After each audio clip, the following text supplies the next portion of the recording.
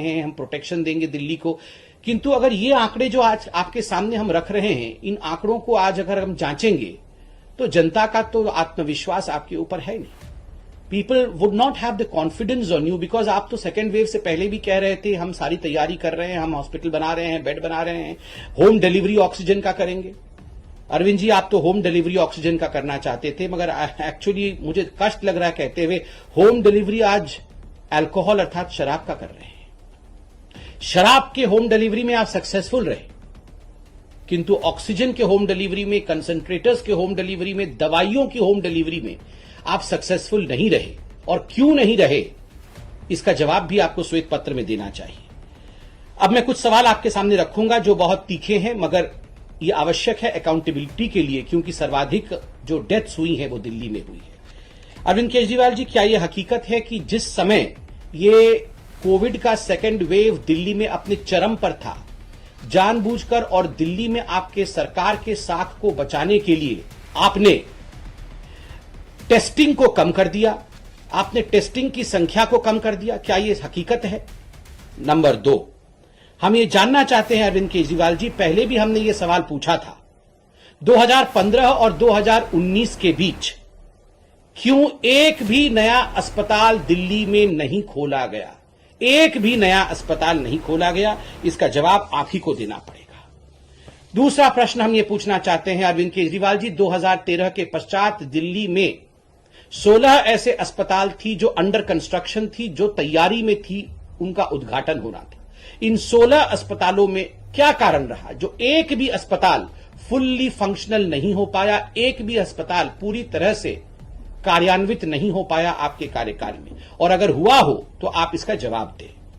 अरविंद केजरीवाल जी, क्या कारण रहा कि 250 बेड के कोविड अस्पताल को आपने कहा हाईकोर्ट में कि हमने कोविड डेडिकेटेड अस्पताल द्वारका में इंदिरा गांधी हॉस्पिटल में खोला है, किंतु जब हाईकोर्ट ने इसकी समीक्षा की तो उन्हें पता चला कि ऐसा किसी प्रकार का कोई इनॉग्रेशन नहीं हुआ है और यह फंक्शनल कोविड फैसिलिटी नहीं है। हाईकोर्ट के सामने आपने इस विषय में झूठ क्यों बोला और देश को, दिल्ली की जनता को और हाईकोर्ट को बरगलाने की कोशिश क्यों की? अरविंद केजरीवाल जी, हम नहीं कह रहे हैं कि अगर अस्पताल सारे खोल दिए गए होते तो कोई भी मृत्यु नहीं होती, ऐसा तो हम नहीं कह रहे, मगर हम बिल्कुल कह रहे हैं कि आज अगर दिल्ली में, जैसा कि आपने कहा था 30,000 बेड आप बनाएंगे, अगर आपने 10,000 बेड भी अधिक बनाया होता तो कुछ लोगों की जान तो बचती, 10,000 लोगों की तो जान बचती। 10,000 लोगों के परिवारों को, 10,000 लोगों के बच्चों को कौन जवाब देगा? आपको जवाब देना होगा अरविंद केजरीवाल जी, क्योंकि आप चुने हुए सरकार हैं। अरविंद केजरीवाल जी, एक और प्रश्न है वेंटिलेटर्स को लेकर, क्या कारण रहा कि 2020 जुलाई 2020, पिछले साल 2020 से अप्रैल 2021 तक एक भी वेंटिलेटर आपने नहीं खरीदा, और अब जो भी अस्पताल में वेंटिलेटर्स नए लगे हैं दिल्ली में वो पीएम केयर्स के माध्यम से प्रोक्योर्ड है, एक भी वेंटिलेटर दिल्ली की सरकार ने नहीं खरीदा। चौथा सवाल अरविंद केजरीवाल जी ऑक्सीजन प्लांट को लेकर है। हमने पहले भी सवाल पूछा था, फिर से पूछ रहे हैं। आपने एक महीने पहले, बल्कि आज 1 महीने 15 दिन हो गए, आपने कहा था कि 44 ऑक्सीजन प्लांट्स दिल्ली में लगेंगे। आपने अभी तक हमारे प्रश्न का जवाब नहीं दिया कि कितने ऑक्सीजन प्लांट लग गए। मैं जनता से कहना चाहूंगा, आपको लग रहा होगा कि अभी तो ऑक्सीजन की कोई किल्लत नहीं है, तो ये भारतीय जनता पार्टी ऑक्सीजन पे सवाल क्यों पूछ रही है? आपको पता होगा कि जब सेकेंड वेव आया था, अरविंद केजरीवाल जी उससे पहले कह रहे थे कि हम ऑक्सीजन को लेकर प्रिपेयर्ड हैं, और 2 दिन बाद कह रहे थे हमारे पास ऑक्सीजन। हम चाहते हैं कि आज हम अरविंद केजरीवाल जी को आईना दिखाते रहें, ताकि ईश्वर न करे अगर कोई भी अनहोनी भविष्य में थर्ड वेव के रूप में आती है तो अरविंद केजरीवाल जी प्रिपेयर्ड रहें और दिल्ली की जनता को बचाने में सक्षम रहे, वो ना करे जो उन्होंने अभी तक किया है।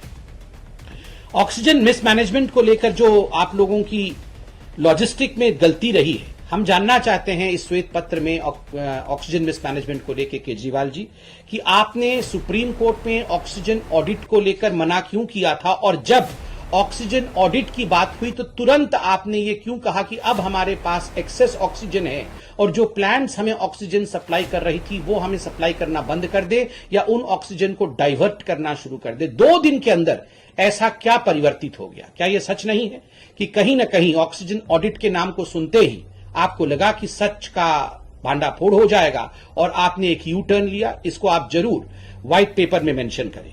ठीक उसी प्रकार क्रायोजेनिक टैंकर्स को लेकर हम एक सवाल पूछना चाहते हैं। आपने कहा था आज से लगभग 15 दिन पहले कि 18 क्रायोजेनिक टैंकर्स थाईलैंड से लाए जाएंगे। आज दिल्ली की जनता और हिंदुस्तान की जनता जानना चाहती है व्हाइट पेपर के माध्यम से अरविंद केजरीवाल जी कि कितने क्रायोजेनिक टैंकर्स ऑक्सीजन सप्लाई के लिए, क्योंकि आप कह रहे हैं कि आप प्रिपेयर कर रहे हैं थर्ड वेव के लिए, कितने क्रायोजेनिक टैंकर्स आए हैं, ये हम जानना चाहेंगे। और ठीक उसी प्रकार एक आज अखबार में, दूसरे बड़े अखबार में यह भी छपा है जो हमें बहुत इनसेंसिटिव लगा, और हम आपके मंत्री से भी यह पूछना चाहते हैं कि आप देख सकते हैं, आप इंडियन एक्सप्रेस में एक बड़ा एक महत्वपूर्ण खबर छपा हुआ है जिसमें गोपाल राय आपके महत्वपूर्ण मंत्री हैं और कोविड के विषय को संभाल भी रहे हैं। वो कह रहे हैं कि Delhi saw oxygen shortage, only solution is to plant trees. उन्होंने कहा कि Delhi saw an oxygen shortage during the covid pandemic and the government made efforts to bridge the gap and were successful. COVID cases are decreasing on a daily basis, but to reach a permanent solution for this oxygen problem, we are going to plant 33 lakh trees. देखिए, आप पेड़ लगाना बहुत अच्छी बात है, पेड़ बिल्कुल लगाएं, हम भी आपके साथ खड़े हैं। ये तो हमारा एनवायरमेंट को बचाने का उद्देश्य भी है, उस पर कोई क्रिटिसिज्म नहीं है। मगर ये जो इनसेंसिटिव रिमार्क और एक मैं कहूंगा अज्ञान वसत रिमार्क आपके मंत्री ने केजरीवाल जी ने किया है। आपके मंत्री कहते हैं कि ऑक्सीजन की कमी से लड़ने का एकमात्र उपाय है कि हम पेड़ लगाएं और थर्ड वेव से जूझने के लिए हम परमानेंट सोल्यूशन ढूंढ रहे हैं और 33 लाख पेड़ लगा देंगे। मुझे लगता है अरविंद केजरीवाल जी, इस प्रकार से तो आप नहीं लड़ पाएंगे। इन चीजों को बहुत साइंटिफिकली डील करने की आवश्यकता है। और वैक्सीन को लेकर भी आपने कई झूठ फैलाए हैं।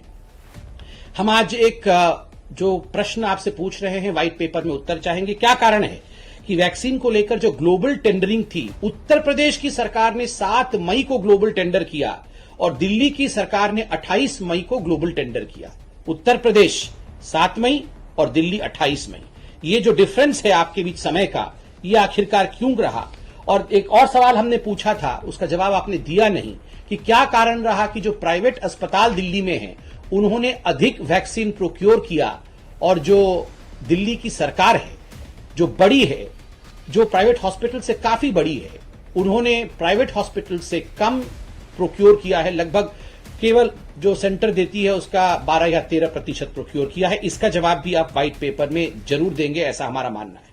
व्हाइट पेपर में एक बहुत महत्वपूर्ण विषय है जिसके विषय में आपको जरूर लिखना चाहिए और वो है मोहल्ला क्लिनिक। अरविंद जी, मुझे बड़े दुख के साथ कहना पड़ रहा है, मोहल्ला क्लिनिक के विषय को आपने 2015 से ही उठाया और दरअसल ये मोहल्ला क्लिनिक नहीं, ये हो हल्ला क्लिनिक थे।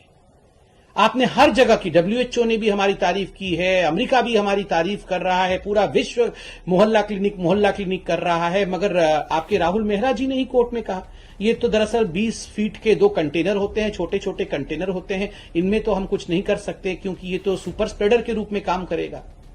आपने करोड़ों रुपए की बजट इसके लिए सैंक्शन किए, कोई काम नहीं हुआ, कोई मोहल्ला क्लिनिक फंक्शनल नहीं है। वहां आज हम देख रहे हैं कि किस प्रकार गाय इत्यादि घूम रही है तो वो एकदम डिलैपिडेटेड अवस्था में पड़ी हुई है। क्या फायदा हुआ इतने बड़े बजट का, इतने बड़े आपके प्रोपेगेंडा का, अगर वो कोई काम का नहीं है।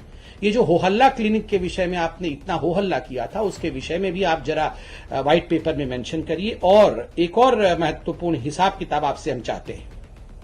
दिल्ली सीएम रिलीफ फंड में मार्च 2020 से जनवरी 2021 तक, मार्च 2020 से जनवरी 2021 तक 34 करोड़ रुपए कंट्रीब्यूशन के रूप में आए। आपने इन 34 करोड़ रुपयों को कैसे खर्च किया, कोविड के लिए कहां कहां खर्च किया, ये आप जरा बताएं। पूरा पैसा कोविड में खर्च किया, एक भी पैसा कोविड में खर्च किया, या पूरा पैसा एडवर्टाइजमेंट पे खर्च किया, इस विषय में आप जरा बताएं, क्योंकि ये तो क्रिमिनल लायबिलिटी वाला विषय है। लोगों ने कंट्रीब्यूट किया है, आपने खर्च किया है कि नहीं किया है, ये हम जानना चाहते हैं।